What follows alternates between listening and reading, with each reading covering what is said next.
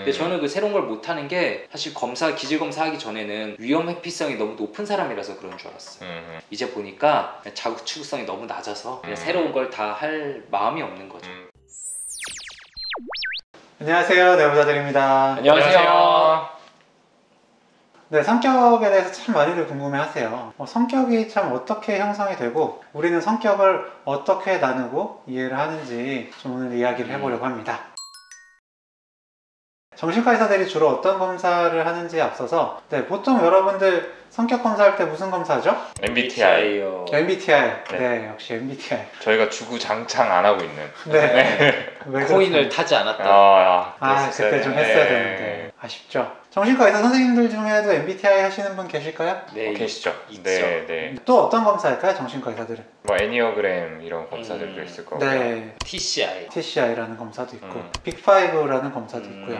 하는데 저희들은 뭘 할까요? 오늘의 주제이기도 한 이 TCI 검사를 많이 시행을 하게 되는 것 같아요. 많이 했었죠. TCI 검사라는 거는 템퍼러먼트 캐릭터 인벤토리라고 해서 기질 성격 검사고요. 네, 이게 원래 나라에서 이 검사를 하면 급여로 해줬었어요. 근데 이제 못하게 없애버렸습니다. 보험 인정을 해주다가 삭제한 거죠. 되게 유용하게 잘 썼었는데 그래서 그냥 심리검사를 할 때 무상으로 그냥 넣어서 같이 검사를 하거나 뭐 이렇게 좀 하고 있는 상황이에요. 네, 어쨌든 근데 이게 내용이 꽤나 환자분들의 성격을 설명하는데 유용하고 실제로 저희들 성격도 이걸 통해서 보면은 진짜 이해가 가는 면이 꽤 있거든요. 맞아요. 네. 특히 이 TCI 검사 같은 경우는 성격 중에서도 이 타고난 부분들을 평가하는데 유용하다라고 알려져 있는데요. 이렇게 타고난 성격의 부분을 우리가 흔히 기질이라는 말로 표현을 하죠. 기질이 어떻다 아마 이런 얘기도 들어보셨을 거예요. 근데 이 기질은 어떤 자극이 외부에서 주어졌을 때 이 자극에 대해서 자동적으로 반응하게 되는 내재된 정서적인 경향이다, 이렇게 정의가 되어 있습니다. 말이 좀 거창한데 그냥 어떤 식으로 반응하게 될지 미리 유전자에 좀 적혀있는 일종의 패턴이다, 이렇게 봐주시면 될 것 같아요. 그래서 이 TCI 검사에서는 기질을 크게 4가지로 나눠서 설명을 하고 있는데 거기에 대해서 각각 설명을 드려보도록 하겠습니다. 그 첫 번째는요, 자극 추구 기질이에요. 자극, 새로운 거, 정말 흥미있고 스릴 있고 위험한 거, 이런 거를 추구하는 성격이고요. 그렇다 보니까 단조로운 거, 반복되는 거, 이런 거를 굉장히 싫어합니다. 못 견디죠. 이런 거를 피하는 그런 기질이라고 할 수 있겠죠. 그렇죠. 좋게 발현되면은 굉장히 모험심이 많고 호기심이 많고 그러다 보면 좀 창의적인 뭔가를 하게 될 수도 있는 반면에 어떤 결과를 생각하지 않고 행동해가지고 위험에 처하게 될 수도 있고 부정적으로 발현이 된다면 그럴 수 있는 거죠. 그렇죠. 두 번째로는 이제 위험 회피성 기질이 있습니다. 행동이 억제되고 위축되는 경향으로 이제 처벌이나 위험이 예상되면 그걸 피하기 위해서 행동이 이제 멈춰버린다고 해요. 그래서 어떤 일이 실제보다 더 어렵고 위험할 거라고 예상하고 자주 걱정하고 새로운 일을 해야 될 때 긴장하게 되는 걸 이야기합니다. 머릿속으로 이제 상상하면은 안 될 것 같다, 그냥 하지 말자, 이렇게 피해버리게 되는 거죠. 그리고 뭐 새로운 일을 할 때 좀 더 많은 대비를 하게 될 수도 있겠죠. 좋게 보자면은 좀 신중한 사람으로 비춰질 수 있는 이점이 있는 반면에 이게 너무 지나치게 되면은 확실히 좀 새로운 것들에 대한 도전을 못하고 현실에 안주하게 되는 그런 경향으로 이어지기도 합니다. 그리고 세 번째 기질인데요. 세 번째 기질은 바로 사회적 민감성입니다. 이 사회적 민감성이라는 기질은 다른 사람이 나한테 보여주는 반응에 대해서 얼마나 민감하고 예민하게 반응하는가를 말하는 건데요. 예를 들어서 상대방이 나한테 긍정적인 반응을 보였다라고 한다면은 그걸 좀 더 빨리 캐치하고 거기에 의해서 좀 더 쉽게 기분이 좋아지고, 반대로 부정적인 반응을 접하게 되면 역시나 그걸 빨리 캐치를 하고 기분이 다운이 되기 때문에 그러한 반응을 받지 않기 위해서 상대방이 원하는 대로 좀 좋은 모습을 보이려고 하는 그런 경향이 있기도 합니다. 네, 높으면은 이제 공감을 잘하고 다른 사람의 마음을 잘 헤아릴 수 있겠지만 그와 동시에 너무 눈치를 보느라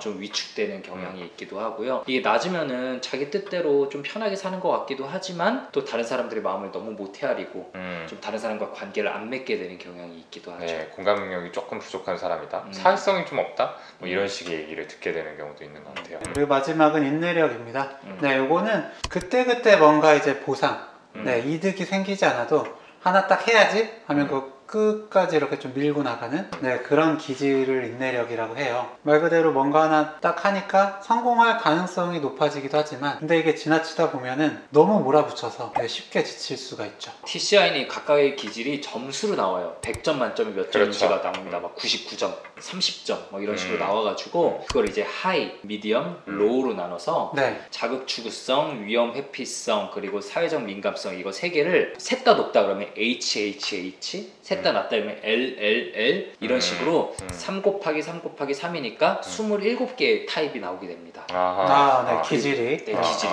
그리고 거기다가 플러스 이제 이 사람의 인내력이 높냐 낮냐까지도 나오게 되는 거죠. 그렇죠. MBTI는 2 곱하기 2 곱하기 2 곱하기 2니까 16개잖아요. 네, 그거보다 좀 개수도 많고 그리고 MBTI는 yes or no인데 요거는 좀 점수로 나오니까 그런 데서 좀 차이가 있다. 네, 그렇게 하시면 좋을 것 같아요. 네.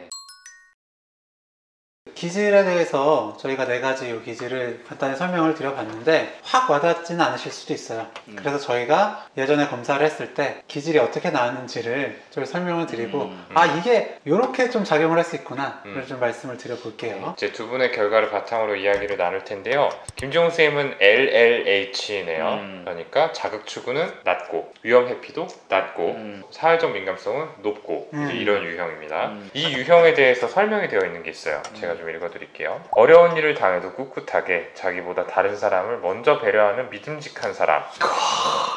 정확하네. 이미 화가 나기 시작했어요. 네. 인정이 많고 양심적 그리고 부드럽고 따뜻하고 안정감과 신뢰감을 준다. 맞는 검사인지 조금 네, 그리고요. 네. 역시 국가가 공인한 검사. 네, 왜 빠졌는지 이해가 되네요. 갑자기 김종생의 결과를 보니까 신뢰할 만하지 않아요. 네. 네. 반면에 이제 이런 성격 유형의 단점은 너무 낙관적이거나 좀 권위적일 수 있다. 이런 부분에서는 조금 저희가 네. 공감이 가죠. 맞네. 괜찮은 검사예요. 네, 그렇죠. 네. 김종훈 선생님이 습관적으로 하는 얘기가 뭐 어떻게든 되지 않을까? 이거예요. 그리고 저희 팟캐스트나 이런 거 할 때도 굉장히 채찍질하는 네, 그렇죠. 굉장히 이렇게 나이로서 권위를 확립해가지고 네. 저희를 윽박지르는 역할을 하고 있습니다. 그리고 동시에 비난을 받으면 쉽게 좌절감을 느낀다고 하는데 많이 좌절하셨나요, 지금? 근데 다행히 좌절을 하더라도 네. 지용 형이 피가 좀 높아요. 인내력이 높기 때문에 그 힘으로 좀 버텨서 나갔나 싶기도 하네요. 그렇죠. 네. 네. P는 이제 플러스 알파 같은 느낌이죠. 네. 여기에 P가 높다라고 한다면은 상대적으로 LLH 타입의 P가 낮은 사람들에 비해서는 비난에 대해서 조금 더 잘 버티고 끈기 있게 밀어붙일 수 있겠군요. 좋네. 네. 내가 하나씩 한번 설명을 들어보면요. 이제 자극 추구성이 낮다. 그러니까 새로운 그 자극을 추구 안 하는 거죠. 저는 이제 뭔가 하나 하면은 그냥 그것만 하고 하던 것만 하고 새로운 거 안 해요. 그래서 중학생 때 시작했던 스타크래프트도 뭐 대학교를 졸업하고 전공의 때까지도 진짜 그냥 오래 했네요. 하나를 오래 쭉 했고 그걸 겨우 끊고 나니까 새로 시작한 포켓몬고를 포켓몬 5년 동안 잡았죠. 아니 근데 진짜 그렇네요. 생각해보니까 어. 포켓몬고를 그렇게 하고 있어요. 뭔가 이렇게 쉽게 네. 안 질리는 것 같고 근데 반면에 새로운 걸 또 찾으려고 하지 않아요. 근데 저는 제가 그러니까 이제 주식도 못하고 코인도 못하고 그러니까 농구도 중학생 때부터 하던 거를 지금까지 하고 있는 거고 이제 사람들 다 골프 치라 이러는데 새로운 걸 못하는 거죠. 근데 저는 그 새로운 걸 못하는 게 사실 기질 검사하기 전에는 위험 회피성이 너무 높은 사람이라서 그런 줄 알았어요. 이제 보니까 자극 추구성이 너무 낮아서 그냥 새로운 걸 다 할 마음이 없는 거죠. 큰 흥미를 느끼지 못하는 거군요. 그냥 지금껏 질리지 않고 괜찮으니까 뭐 이대로 괜찮지 않을까? 좀 한우물을 파는 타입이다 그렇죠. 이렇게 네. 볼 수 있겠네요. 그렇죠. 네. 그러면 다음은 이제 허경 선생님 차례인데 허경 선생님은 HMH 타입이에요. 그러니까 자극 추구는 높고 요건 반대죠? 중간 정도. 사회적 민감성은 높고 요거는 김지영 선생님하고 동일합니다. 자, 이 타입도 조금 읽어볼게요. 자신의 경험이나 느낌을 겉으로 표현하는 것을 좋아하며 감수성이 풍부하고 열정이 있는 사람입니다. 관심과 흥미의 범위가 넓고 상상력이 풍부하며 순발력 있고 자유분방합니다. 사교적이고 외향적이며 낯선 사람들과의 관계에서 주도적으로 행동하며 많은 사람들과 쉽게 빨리 친해집니다. 남들로부터 인정받고 사랑받을 때 행복하다고 느낍니다. 반면에 변덕스럽고 예민하며 자기중심적이라는 인상을 줄 수 있습니다. 완전 아니지 않아요? 네. 자기 자신을 드러내려는 경향이 지나칠 때는 무례하거나 제멋대로 행동하는 사람으로 비춰질 수도 있습니다. 감수성이 풍부한 반면 때로는 너무 감정적이라서 정서적으로 불안정해 보입니다. 네. 외향적이고 활달하면서도 다른 사람의 거절이나 비난에는 취약합니다. 자, 어떻게 좀 느끼세요? 맞는 부분도 있고 네, 틀린 부분도 있다. 틀린 부분은 주로 전반부에 좀 몰려있어. 아니 정반대지. 맞는 부분들은 정반대지. 주로 후반부에 그랬던 것 같은데요? 아니 이 멘트가 일단은 제일 눈에 들어온 멘트는 관심과 흥미의 범위가 넓다. 아 그렇죠. 이거 딱이지. 이거는 진짜 허기영 쌤을 상징하는 이야기죠. 저는 이제 똑같이 게임을 할 때도 그 한 가지를 하지 않죠. 여러 가지를 찍먹하는 스타일이에요. 네, 저 스타크래프트 저도 했는데 저는 그때도 포트리스도 같이 하고 뭐 레인보우도 같이 하고 레인보우도 같이 하고 다 같이 하다 보니까 아주 잘하지 못하고 네, 어느 정도 하는 피파도 하고 뭐 얇고 넓게 네네네 그런 식이었고요. 하긴 저는 스타랑 농구를 미친 듯이 팠으니까 네. 그것만 좀 고수의 반열에 올라갔어. 그렇죠. 그리고 자극추구 새로운 거를 저는 좋아하니까. 네. 아니 유튜브 채널만 봐도 그렇잖아요. 그치, 우리 그때 구독 사실 혼자 막 한 70개쯤 됐잖아요. 그런 게 좀 대표적인 맞아요. 거네요. 그리고 이거 팟캐스트 시작한 것도 새로운 거 좋아하니까. 얘가 계속 하자 그랬는데 내가 시큰둥하게 계속 해야 돼? 뭐 이러고 있다가 규영이가 계속 하자 그래가지고 그렇죠. 그런 부분이 좀 저의 자극추구 성향을 좀 보여주는 것 같고요. 위험 회피가 한 중간쯤 나왔는데 실제로 그런 것 같아요. 이제 새로운 걸 하는 걸 좋아하는데 결국 초반에 좀 긴장을 어느 정도 하는 것 같습니다. 뭐 이런 것도 그렇고요. 새로운 자리 가는 것도 좋아해서 가긴 가거든요. 농구 저도 똑같이 좋아하니까. 근데 이제 연고가 바뀔 때마다 거기에 있는 동아리를 가입을 하러 가요. 새로 가긴 가는데 가서 이거 못하면 어떡하지? 잘 못한다고 안 받아주면 어떡하지?